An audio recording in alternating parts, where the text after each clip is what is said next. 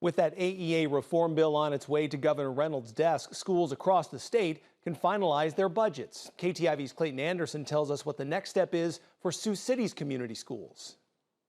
The school district had originally set its fiscal year 2025 budget after the Iowa House passed a 3% increase in supplemental state aid. Last week, the House amended its bill to offer a 2.5% increase to the state's public schools. The decision means the district will fall $600,000 to $700,000 short of its state funding expectation. We're in the middle of negotiations for salary and benefits with our different groups, and we're trying to figure that out.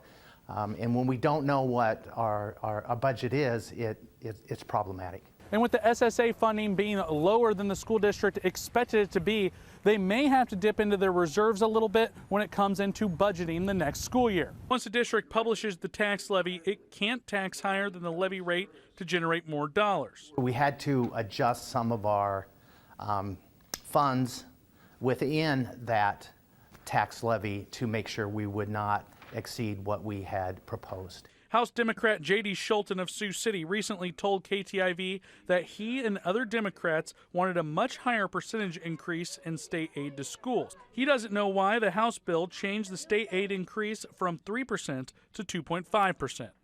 Whoever negotiated from 3 to 2.5% is absolutely just a horrible negotiator. I have some things I would like to sell them. Republican Representative Bob Henderson wanted the 3% increase, but he believes by and large the wide-ranging education bill that included a change to AEA funding was a good bill.